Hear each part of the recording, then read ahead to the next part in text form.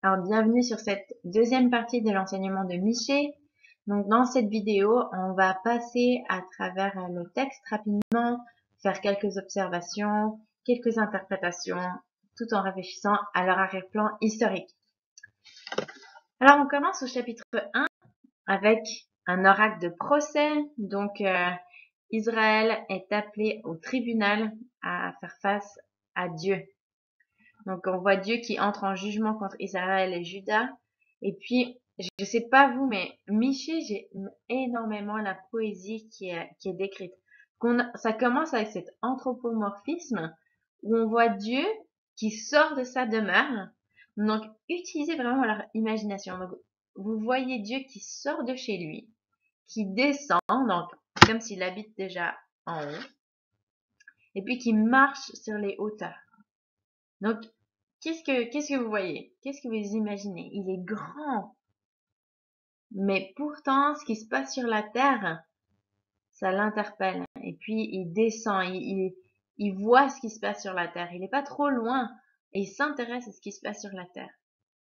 Et puis, on voit les montagnes qui fondent comme la cire. Il est tellement puissant. Donc, dans vos interprétations, essayez d'expliquer qu'est-ce que Michée il essaye de transmettre comme message à travers toutes ces images, avec ses comparaisons, avec son anthropomorphisme, etc. Donc, vous pouvez aussi observer la structure de l'oracle avec les témoins, les offenses, entre autres, les accusations, on peut dire aussi les accusations contre Israël et Juda, c'est les hauts lieux, c'est les idoles, c'est la prostitution qui est liée à l'idolâtrie. Et puis donc le verdict, c'est la chute de Samarie et la destruction des idoles.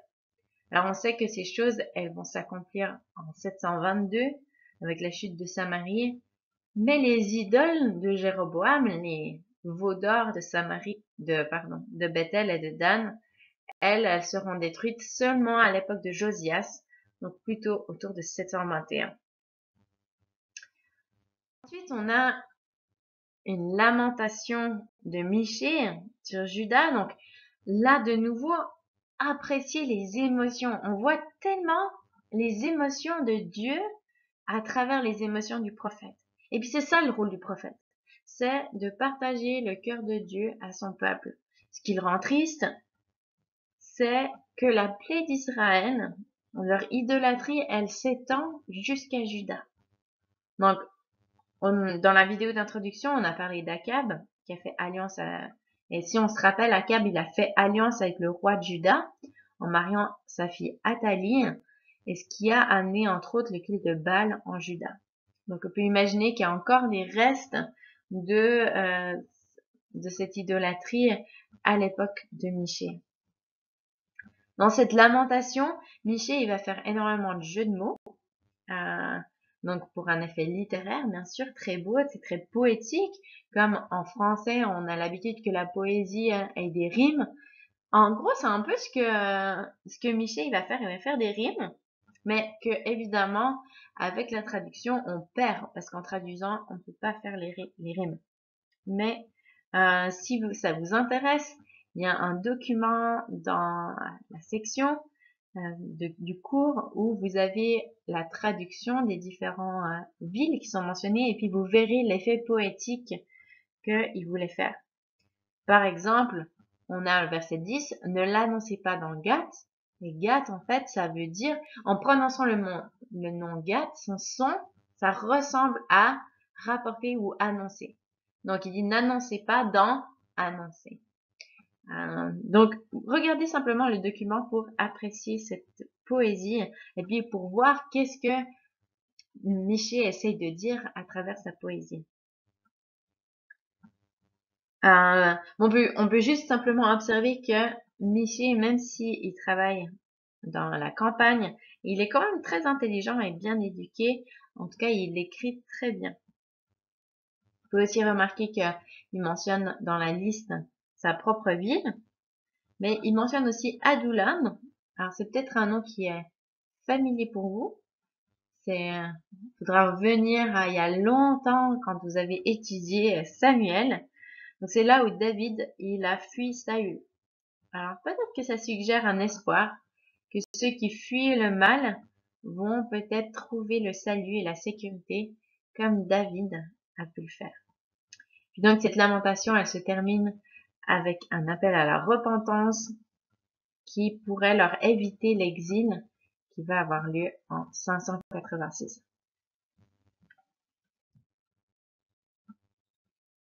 Ensuite, on a ce jugement contre l'injustice. Donc, c'est une oppression terrible qui est décrite avec un abus de puissance, les grands qui prenaient ce qu'ils voulaient. Et puis, là, à l'écran, vous avez donc la référence de l'histoire d'Akab et de Naboth. Donc, c'est important de réaliser que Michée ne parle pas à l'époque d'Akab et Naboth. Ça se passe bien avant Michée.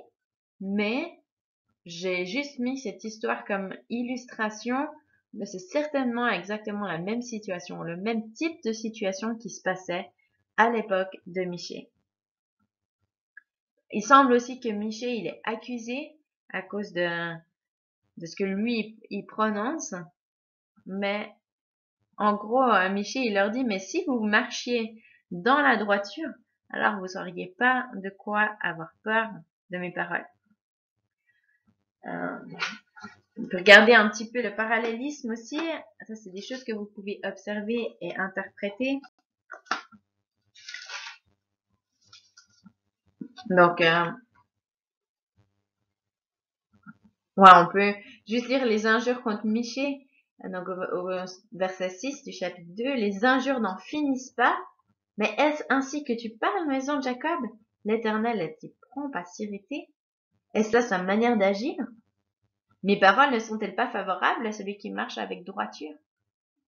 Ça, en fait, s'il marchait dans la droiture, c'est un message vraiment très encourageant puisque Dieu va faire justice pour ceux qui sont justes.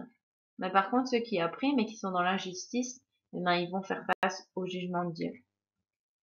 Mais c'est ça, observez les parallélismes synonymes, comme par exemple au verset 2, ils convoitent des champs et ils s'en emparent, des maisons et les enlèvent. Ils oppriment le citoyen et sa maison, l'homme et son héritage. Donc, c'est possible qu'ils prennent juste la maison ou simplement la maison représente tout l'héritage, y compris par exemple un vignoble ou une vigne. Ensuite, ce chapitre 2 va se terminer avec une section d'espoir. Là, on a l'idée donc du salut qui arrive à travers un roi berger. Et puis, c'est un salut qui va venir aussi pour le reste. Donc, c'est ces deux thèmes qui vont revenir plusieurs fois dans Michée. Donc, observez l'image du Messie. On peut voir comment ils ont construit cette image à partir de passages comme celui-ci. Et puis, réfléchissez aussi à qu'est-ce que ça veut dire le reste, de qui est-ce qu'il s'agit. Donc, est-ce que c'est un encouragement en temps d'Ézéchias, alors que Sennacherib était autour de Jérusalem? Ou bien est-ce que c'est pour le retour de l'exil avec Zorobabel? Réfléchissez à toutes ces choses différentes. Ensuite, comme c'est donc une alternance, on passe maintenant de nouveau à un oracle avec un jugement contre l'injustice. On a vraiment, si vous observez les images qui sont utilisées dans ce passage, elles sont vraiment horribles. Les phrases comme vous enlevez la peau et la chair de dessus les os, ils dévorent la chair de mon peuple. Alors, si on pense que aux Assyriens, c'est ce qu'ils ont fait littéralement. Les Assyriens étaient connus pour leur cruauté. Ils enlevaient littéralement la peau des gens, alors qu'ils étaient encore vivants. Mais là, Michée s'adresse spécifiquement aux chefs d'Israël et de Juda. Donc, on ne pense pas que c'est littéralement ce qu'ils faisaient, mais par contre, ça décrit à quel point ils opprimaient le peuple, les abusaient en utilisant de la violence, avec la mention comme vous bâtissez Sion avec le sang versé. Ça montre donc la violence qui était utilisée pour leur propre gain, pour leur propre pouvoir.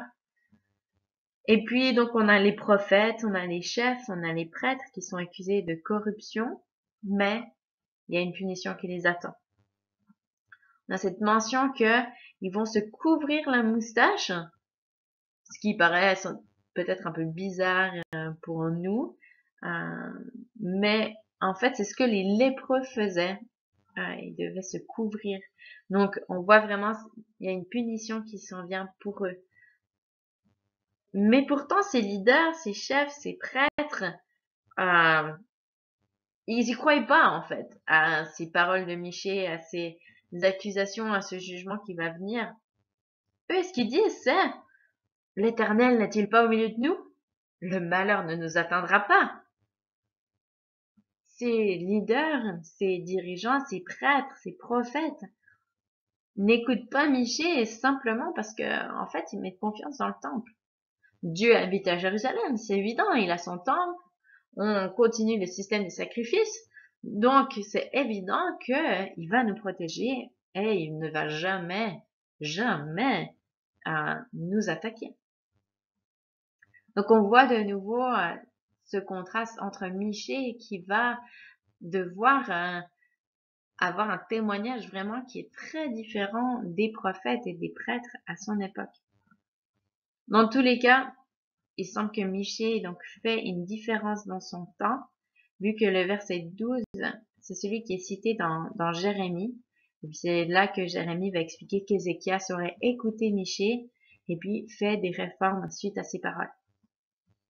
Donc c'est possible que le verset 12, ça décrit ce qui aurait dû se passer en 701, mais qui a été évité grâce à la repentance d'Ézéchias. Ensuite, au chapitre 4, on a à nouveau de l'espoir. Donc, c'est ces 4 premiers versets qui ressemblent beaucoup à Ésaïe.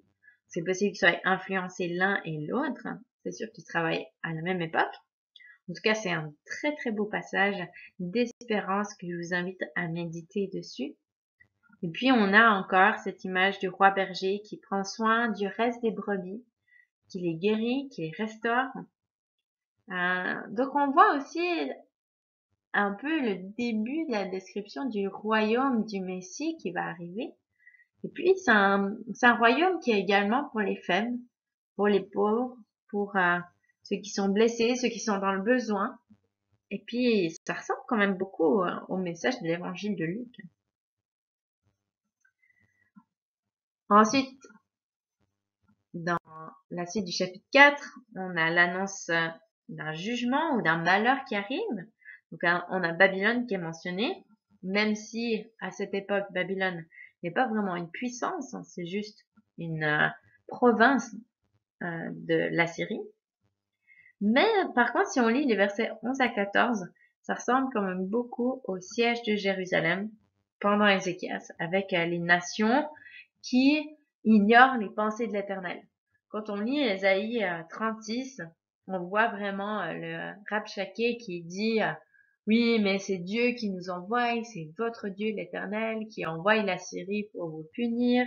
Donc on voit vraiment les nations qui n'ont aucune idée de ce que Dieu est en train de faire.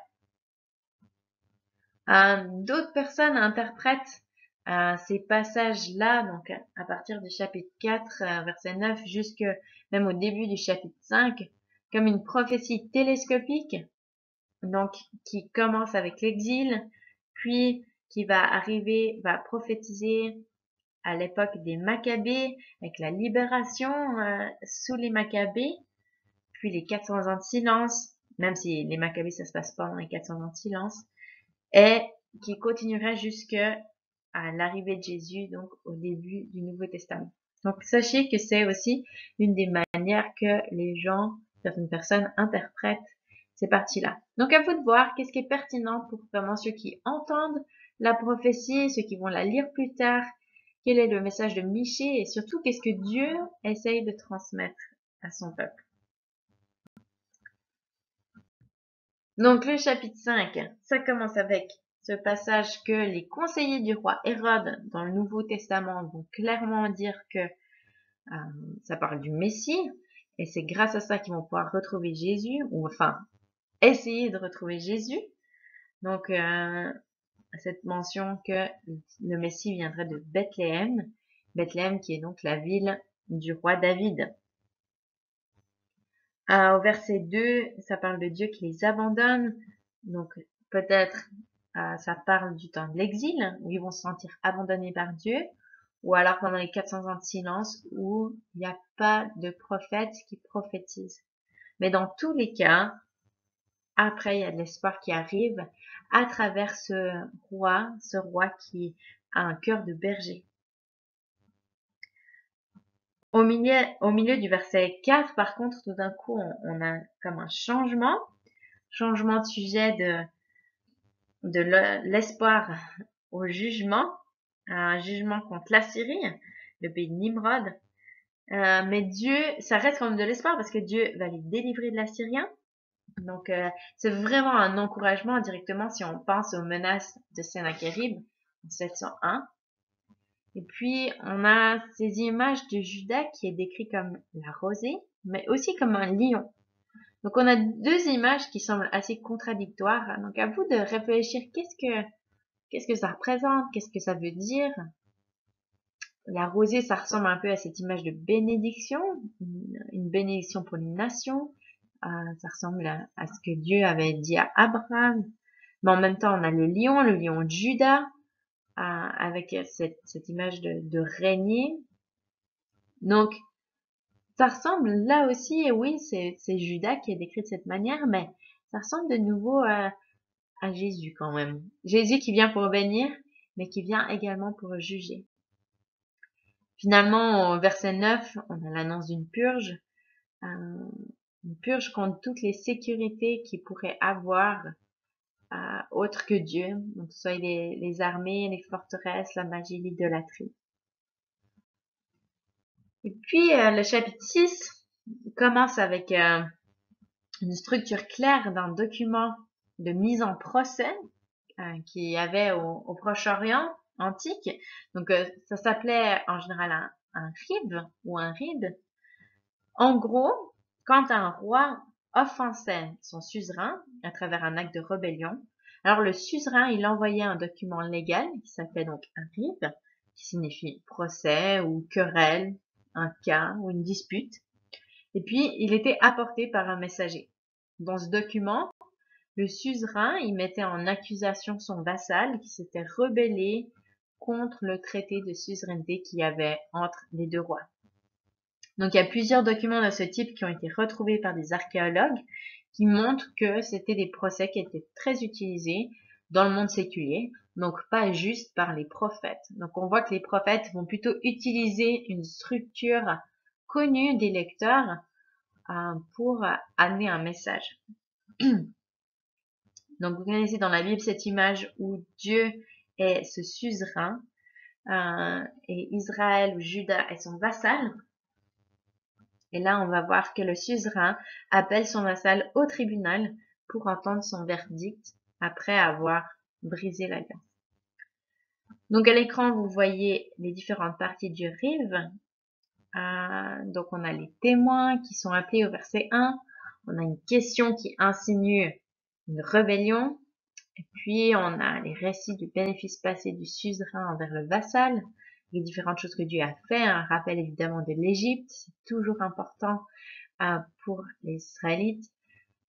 Et puis, ensuite, la futilité d'aller chercher de l'aide ailleurs, c'est aussi une manière de démontrer une rébellion. Au lieu de s'appuyer sur leur suzerain, ils vont chercher ailleurs. Voilà. Ça peut être ici, en l'occurrence, Judas est accusé de rechercher de l'aide à travers leur religiosité, leur sacrifice, mais finalement qui ne sont pas une vraie obéissance à leur suzerain, vu que ce que Dieu leur demande, c'est la justice. Normalement, dans un oracle de procès ou dans un rive, ça doit se terminer avec un verdict. Mais ici, on n'a pas de verdict. Alors pourquoi est-ce qu'il n'y a pas de verdict? Moi, je pense que l'omission montre en fait la grâce de Dieu. Au lieu d'un verdict, Dieu leur rappelle ce que lui désire d'eux. En verset 8. On t'a fait connaître, ô Dieu, ce qui est bien et ce que l'Éternel demande de toi. C'est que tu pratiques le droit, que tu aimes la loyauté et que tu marches humblement avec ton Dieu. Est-ce que ce serait une deuxième chance que Dieu leur donne? Je vous laisse réfléchir là-dessus et méditer sur cette question-là de verdict. Et est-ce que Dieu est en train de donner une deuxième chance? Donc là, j'ai oublié de vous montrer à l'écran donc le verset que je viens de lire. Est-ce que ce serait le verdict de cet oracle de procès? Ensuite, à la fin du chapitre 6, on a encore des jugements contre l'injustice. Donc on repart dans ce châtiment qui est annoncé. On dirait que les riches, ils en ont jamais assez, ils ont besoin de toujours plus, mais c'est exactement ce qui va leur arriver. Le verdict est en fait les malédictions qui ont été annoncées dans Deutéronome. C'est ce qui se passe quand l'alliance est brisée. Vous obéissez, vous êtes bénis, vous désobéissez, vous êtes maudits.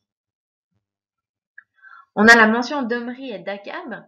Alors, je ne sais pas si vous vous rappelez qui sont ces personnes-là. C'est donc des rois d'Israël. Omri, il a donné Jézabel comme femme à Akab, ce qui amène le culte de Baal en Israël, puis à Juda. Akab, c'est ce roi égoïste qui est évidemment définitivement injuste, comme on l'a vu dans l'histoire avec Naboth, entre autres. Donc, c'est deux rois qui ont régné bien avant Michée, mais on voit que leur influence est encore là. Et heureusement, Ézéchias écoute les paroles de Michée. Donc, on voit que Michée, même si je l'ai mentionné plusieurs fois, c'est un prophète plus rural, son ministère va avoir un impact jusqu'à Jérusalem, puisque Ézéchias va écouter Michée et enlever les hauts lieux.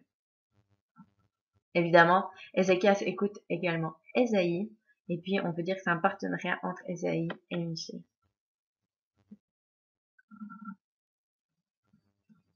Ensuite, on a un oracle de malheur.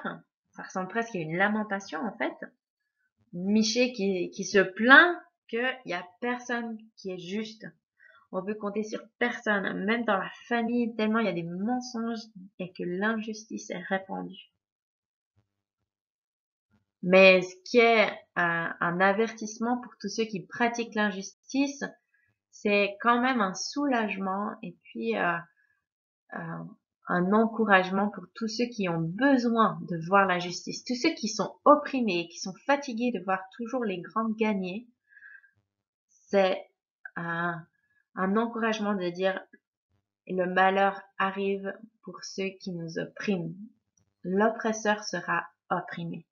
Et puis c'est un jour qui est annoncé par les sentinelles. Donc c'est cette image des sentinelles qui sont sur la muraille et qui voient qu'il y a une attaque qui arrive sur eux. Donc le malheur arrive contre ceux qui pratiquent l'injustice. Dans en contraste de nouveau à toute cette injustice et à tous ces gens qui sont pas dignes de confiance, on a cette déclaration qui est tellement belle de Michée qui lui choisit de mettre sa confiance en Dieu pour son salut. C'est vraiment ce message de confiance en Dieu sans peur de ses ennemis. Alors, on ne sait pas si c'est vraiment personnellement Michée ou bien si c'est Michée qui s'identifie au peuple, mais dans tous les cas, Michée, il connaît son Dieu. C'est un Dieu qui est juste et qui va apporter son jugement et qui va sauver le juste. Puis on termine de nouveau avec le thème du roi du berger. Cette belle image de Dieu qui prend soin de son peuple, qui pourvoit pour eux, comme il l'a fait dans le passé. Et puis, Michée, ça se termine avec le message de son livre, de sa vie. Michée, comme on l'a dit dans l'introduction, ça veut dire qui est comme Dieu, qui est comme Yahweh, qui est comme l'Éternel. Et puis son nom, c'est son message. Dieu est un Dieu qui est juste, comme on l'a vu juste avant, mais c'est aussi un Dieu qui pardonne, qui donne des deuxièmes chances, un Dieu de compassion, un Dieu qui prend plaisir à la bienveillance. Et puis, c'est là-dessus que j'aimerais terminer. Michée, il a mis toute son espérance dans l'Éternel. Et puis, c'est la clé pour son message. Il dit, mais comment est-ce que tu peux comparer Dieu avec autre chose? Qui est comme Dieu pour pouvoir apporter son jugement? Qui est comme Dieu en même temps pour restaurer? et puis pour prendre soin des brebis, pour les soigner, pour les guérir. Donc c'est une espérance qui est autant pour les individus, mais aussi pour toute la nation. Et puis c'est ce que je veux vous laisser pour vous aussi. Réfléchissez à qui est comme Dieu pour apporter du jugement contre les oppresseurs, mais pour sauver ceux qui sont opprimés. Qui est comme Dieu pour pardonner, pour donner des deuxièmes chances. Qui est comme Dieu pour prendre soin de ses brebis de son peuple? Qui est comme Dieu pour prendre soin de mes besoins financiers? Qui est comme Dieu pour me protéger? Qui est comme Dieu pour partager son cœur avec moi et être mon ami? Qui est comme Dieu pour être un père attentionné et tellement plein d'amour? Qui est comme Dieu pour toi? À quoi est-ce que, ou à qui est-ce que tu le compares? Comment est-ce que tu peux refléter son caractère autour de toi? Comment est-ce que tu peux montrer qu'il n'y a personne comme Dieu pour la justice? Il n'y a personne comme Dieu pour démontrer de la compassion. Il n'y a personne comme Dieu pour pardonner comme lui pardonne. Et puis qu'est-ce que le Seigneur demande de nous? Qu'on pratique le droit, qu'on aime la loyauté et qu'on marche humblement avec notre Dieu. Je termine en priant.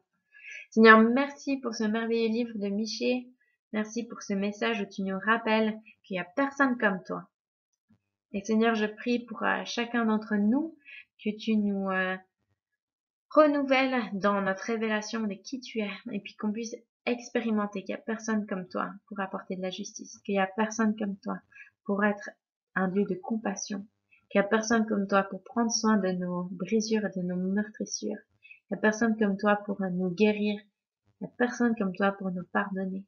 Seigneur, donne-nous de refléter vraiment qui tu es autour de nous, malgré les oppositions, malgré tout ce qu'on pourrait faire face. Seigneur, on appelle une révélation de qui tu es parmi nous. Amen. Bonne suite d'études.